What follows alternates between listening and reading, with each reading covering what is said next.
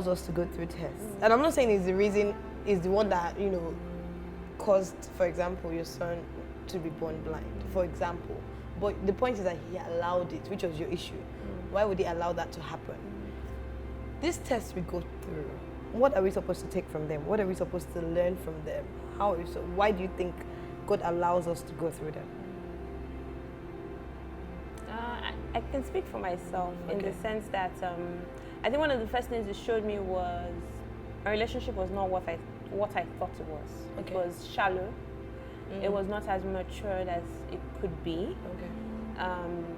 Because if I could allow this to get between me and God, then how deep was that relationship? You know what I mean? It's like a couple going through something, maybe not having a child or whatever the issues are. If that thing can come, an in-law can come in between you, then maybe you guys were on shaky ground. It doesn't mean that, maybe you guys were not meant to be, but maybe you just hadn't dug your roots as deeply as you should have. So I think that was at least for me, that was the main thing I got from it was, okay, my roots could have been deeper, because if my roots were deeper and this storm came and rocked my boat and rocked my house, then at least, I didn't have to throw a tantrum. And yeah, of course, it would still hurt. I'm a mother, I'm crying, I'm like, but I wouldn't give him attitude. I'll probably dive deeper. You know what I mean? We're talking about the situation, that happened, to you when we were staying together. Let's give it context. So, when I decided to have my daughter, in 2014, when I found out I was pregnant, I remember I wasn't going to come to your house to have my baby in Houston. I was going to go to Houston. And I was talking to your husband. And he said, go to Houston, come to our house, we have space, come on, you must have this child in my house, you must chill everything. And I was like, oh, fine. And then I come to your house, and then you took me to my first doctor's appointment. You can take the story from that. So we went to the doctor's appointment, and they're looking and looking, and looking and looking, and say, and he doesn't say anything. He refers us to another doctor, and we go to another doctor, and that doctor is looking and looking, and looking and looking. It was interesting. Like I said, because of God is God, so I'm like, nothing. And we're comforting each other. Both of us are speaking. We were talking, we were just saying. And he says, there's something that's not quite right, but they need to do some more checks.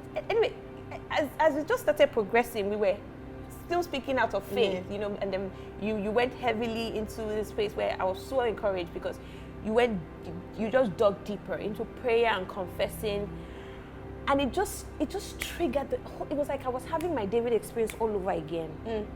And I just kind of slunk away because I didn't want to affect you, and I was just like, God, what is going on? Like, you know what I mean? And but then obviously we were like nothing. Obviously she wasn't to be born for a few weeks. Yes. So I was cool. I was like, okay, you know what? Stop it. Calm down. Didn't say anything. And then she was born. And then she passed. And it just sent me over the edge again. When you think you're okay, I just tumbled again. And I just didn't understand. I was like, God, I don't understand. Like, can we have a break with our kids? You know what I mean? Like, we're moms, we're young. I didn't understand. It just took me there all over again. But I was so encouraged because you were just, yes, you were devastated, but I was so angry. I just remember like, just leave me. That kind of thing. But obviously, I had to also take care of you, and I just couldn't, you know what I mean? Luckily our husbands were around during the period, and so, but it was just, I think what kept me was I was like, look at Tito. She's not doing the tantrum. Ojuola. You know what I mean? I was like, why is she not doing the tantrum? You had a head start to me. I know, right? I'm like, why is she not doing the tantrum? If it was me, that kind of thing. I was like, so God, what's wrong with me? What's my own? Why am I holding? And that was the thing. It's interesting because God used this to show me so many things about myself that I can hold a grudge. Not just against human beings, but against the Almighty. Well, this God that created you can say, I don't want to talk to you. I don't want to. And I was like, hey, this is not holding grudge. You're holding grudge. On her matter, on your matter, and all the world's matters. So it was just interesting. So yeah, I think that's what all these trials have shown me that I'm not as mature of a Christian as I thought. I'm not as close to God as I thought. I was about to allow something to get in between our relationship. And life is a journey.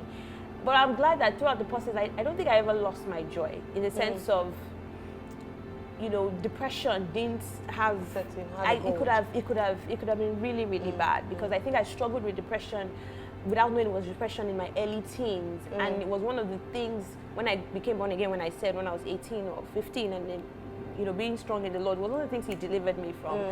And I was really, I think the fact that I didn't go back into it was a sign that God was with me throughout, because literally could have been an excuse, a reason to just it could have come back just as like, okay, but I feel like that was one of the things, was maybe like one of the covenant things when how when you become born again, everybody has that almost like a covenant thing that between you and God, He delivers you of. I know that was one thing He delivered, just being very melancholic. I was really melancholic, before I became born again, and I haven't returned to that space. So it's interesting, but it's life, it's a journey. But like I said, I think that really encouraged me. Like, if Tito doesn't hold a grudge, and she can share this and be free and yes, be in pain, why should I hold a grudge? Choose. They're the only one that can make somebody cry on their own show. Well, luckily it's not my show, it's God's show. And the point is to heal other people. I think us talking about this, people see that this Christian journey, there's always some contention. People are always tempted to blame God for these things that happen. They're always saying, oh, why did God? You people are Christians, should be you pray, why did God allow it? One thing I've learned, even from David, from Apphiah, our children, is that when there's greatness, when there's potential for greatness, there's always a shake. I know your son. I know the genius that is in your son. This is a boy that plays piano from when he was what? When he was 3. And he would sit down and play a whole song and perform, and he would tell you thank you. And you have to clap for him before he would leave the piano. There's so much genius. And what it births in us is, I think it pushes us to realize, as you said, you realize that there was a deeper relationship to get to. Now, with this experience you're going through, I can imagine that the way you pray for your son is even different. Because you're thinking, not under my watch will something else happen. So God did not cause it, but He might have allowed it because He knows that would pull you. So, I settled, so to speak. Yeah. So you would say that definitely it made you seek His face even deeper. It took a long time to get there. Like I said, I threw my tantrum for many years without knowing I was throwing a tantrum. But it freed me. It freed me it freed me from, I had a very, very do or don't Christianity. You can't do this, you can't do that, you can't do this. I had a relationship with God, like I said, I was always a daddy's girl.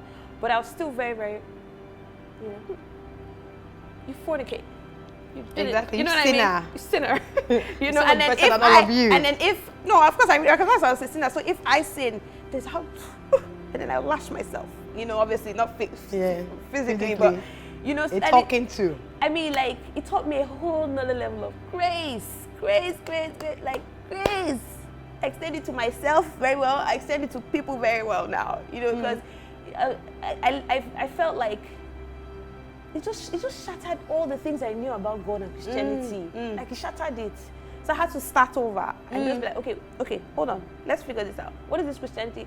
Okay. And like I said, I attended seminary, not because of my son, but because I'd always wanted to go to seminary. So as I was learning, I'm like, okay, wow, so this is a new Christianity I didn't know. This is a new Christianity I didn't understand, So bringing it back to David, it's still like the elephant in the room, right? But it's not like the focus of my prayers. It's not what I'm fasting and praying for. It's I proclaim, I declare, and I have my faith, but there's so much work to do. Get to it. Don't allow this thing to distract you to the point where all you're doing is crying for yourself. There are people to intercede for. There are people to speak to. There are people to minister to. Can you get to that? You know what I mean? Why not ask for anointing for them? Do you understand? Like, don't just be so caught up in It's all about me and give me until you give me. I'm not going to talk about anything else. Exactly. Until this issue is solved, we're not going to. And fine, that might work for some people because I know people who do that or who did that, and it's like, okay, until this happens, I'm not going to do this. And literally, they did get their miracle in that sense. But God meets us where we are, and then we're so different. And the beauty that I learned from that is the way God meets her temperament is going to be different from my temperament. Because he knows my experiences, he knows my background, and he knows where I'm going. So I shouldn't feel bad if my testimony didn't work out, or so my testimony is not expressed like hers. You know what I mean? Like, I was sharing with my sister how some people come and say, I wasn't looking for a job, and somebody called me and offered me a job. And I told my sister, I said, okay, so you want to follow that person and not apply. Go and apply, like, job. Exactly. Do you understand? It's not everybody that's going to get a job without applying. Some people, you apply and you beat out 200 people. That's your testimony. Doesn't make it any less than the girl who got a call out of the blue. You know what I mean? But I think sometimes when we hear testimonies, it's easy for us to say, that's the only way. I tap into that one, as it happened for Brother A. Yes. That's not mine. You can use it to build your faith, but don't say that's the only pattern to that miracle. You know what I mean? Yes. And I think I'm just becoming a freer person. I think for me, that at least for that, I'm like, okay, that's what I'm enjoying for now. I'm a freer person because I think I was rather uptight. You know what I mean? This Jesus, I must not fall. I can't, before I go to hell, I'll fall, I'm going to hellfire. You're probably like, I must obey. So. You know, what you said to me is that you've moved from a place of religion to relationship. It's no longer just about obeying the rules and is A or B. It's now about, okay, what's this between us? Because God knows us separate. Like, the way God even would speak to you is not the way He will speak to me. I'm a very chatty person. So I often find that God wakes me up around 2, 3 o'clock when I'm too tired to talk. My mind is too tired. That's when I can hear him clearly. Because if not, during the day, he's not going to hear me. But you know, at the same time, you have your own. And I think that sometimes when we go through difficult situations, it forces us to grow. Oh, yes. And what you've said a lot, you know, you said, oh, you're not sure where your spirituality is. You're not sure where. I can tell you where your spirituality is. You've grown. Yes, I know. And you're freer. Yes. And now it's more relationship. And at the same time, it doesn't mean that everything that you're believing God for is not going to happen. But you now realize that prayer is no longer just about give me. It's about, okay, I just want to, let's be cool, let's be guys. Before, of course, also it's still your father, but you know, it's more of a friendship now. Would you, obviously, I think you're on the same I think that's where I am, but there's still that, because I was in a let's be guys situation when David happened. So I'm trying to find that balance. I'm like, was I supposed to have been praying and fasting? Do you see what I'm saying? Like, I think for me, that's why my son's situation caught me by surprise, because I wasn't that 100 prayer list person. So I'm like, should I now become that person? Because when I was, I'm at free. Peace, Yes, I'm free. Enjoying this. Yeah. Yes, God, you know, I go to the mountain once in a while, but you understand? You go to the mountain. I've never been to a mountain before. I've been to the mountain maybe twice. Wow, okay. I don't know. But usually instigated by my mother. Oh, okay, fair enough. But I think I was not like, maybe should I switch to the MFM style? You know, I see people having miracles and that's do you see what I mean? So when I say that I don't know where I am, that's what I mean. Like, I know I'm growing, but I think in terms of what works for me, do you understand? Because when I was doing my thing, my son happened. So, but it doesn't mean that my son is going to happen again if I keep doing my thing. Maybe there's totally two unrelated things. Why am I connecting them? Why am I assuming that, I could have prayed and fasted for 100 days and my son wouldn't have been born? Like, why am I assuming? But I am, in a way, I assume. I'm like, maybe I should have sought the Lord's face and this thing wouldn't have happened. That's my natural human thing, is to think cause and effect. But what if there was no cause and effect, right? Some people watch what they eat and still get cancer. Like, they are the healthiest, I know people like healthiest of eaters, and they still got cancer. So I think that when I say I'm uncertain, I think I'm cool with being uncertain. I feel I'm at a place where I don't need to have answers, where I'm just figuring it out as it goes along. And you know that God will continue to reveal those answers. Exactly, because I'm seeing growth. If I wasn't seeing growth, then I think I'll be worried. But I'm seeing growth. I'm seeing the Spirit check me and say, you're being prideful. I see the Spirit checking me and say, okay, you think that's how you should, you know what I mean? Like, I feel guilt for things maybe I wasn't feeling guilt for. Okay. And when I mean guilt, not a condemning guilt, but kind of like, you shouldn't have done that. You know you shouldn't have, like, I can see, and that comes with growth, right? As you grow closer in the Lord, the things that's just how I am. the Lord says, yeah, but that's not how I want you to be. You can be better. Exactly. So I think that's my consolation that, okay, because there was time I thought I was backsliding. I'm like, I haven't been to church in... I'm going to help. And it's not even about church. People go to church and they don't do anything. But you know when you're a church girl, that's how I don't go to church. And your mother's like, did you get to church today? And you're like, no. I was cool with it, but when people start saying, but you're not going to... But then when I saw myself, I was growing. I was like, it's just a season. So when people were like, what's happening with this or that? I'm like, it's just a season. Just let me be. There is a place for church as well. Yes. You know, there's a place of fellowship. I believe in the power. It's community that kept me, especially in the first 3 years of my son's life. It was community. Without community, maybe that depression or that losing my mind would have happened. I was entrenched in community. I had to be in choir. I had to be in community. Probably those were the things that kept me. If not, I would have been on my own, and before you know it, your mind just deteriorates. So I would never, ever advise anybody to, come out of community. You know what I mean? And community is different things. It could be a really tight-knit church community. It could be a really close group of friends. It could be a really close, even in your workplace. A lot of people find community in workplace. But to isolate yourself, that's where you're like your open target. And I think that was my saving grace, because I really wanted to isolate myself. I couldn't believe this had happened. And I just wanted everybody to leave me alone. So yeah, community, I think, was one of the biggest things I learned also in that time frame. Just, I'm excited for your journey. Okay. I feel like, I know that at another time, you have a different kind of story to say. I know that, and I can't wait to see what happens. I really can't. It's a place where I'm not. Next time we have a conversation, it's going to be a very different kind of conversation. You think? I have no doubts. And I'm saying that with no doubts. It's going to be a different conversation. And I think you don't even know how far you've gone. People are still stuck. You saying this, it sets a lot of people free. The mothers that I've spoken to, and they're still stuck, and God becomes a give me. They don't even care about the real God. It's more about what can I get from you. For you to go from, okay, you didn't give me, or I didn't get whatever, to, okay, I just want to reconnect with you. That's powerful. That's very strong. So I'm really excited about what happens next. And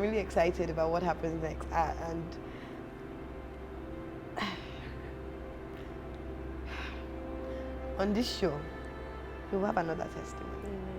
So, Jules, obviously, so you dealt with that. So obviously, I'm sure this whole issue of fear, it's gone. So now you're thinking about you're going to have more children. Where does that fear thing come in?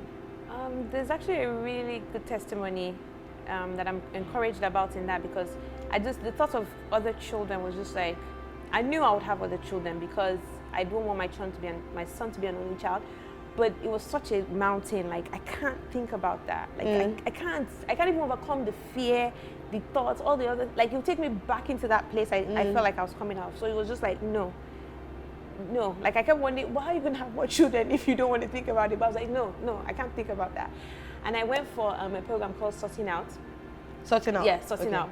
A lot of people know about. A few people know about Sorting Out, and I came out of Sorting Out. I remember one of the things I talked in Sorting Out, I was like, oh God, these fears, deliver me. And I'm telling you, the same day that I left Sorting Out, I just approached my husband. I was like, so we're going to start having children, and we're going to have this many, and can we start this month? Like, it wasn't even like guess what? I've been delivered of fear. I just jumped into the conversation like I had always been talking about. And my husband was like, wait, what? And I was like, yeah. Like, I don't understand why we were waiting. Like, it was not later. I was like, wait a minute. Don't you understand how big of a testimony that was? Like, it was literally a stronghold that was just on court, lifted and just thrown away.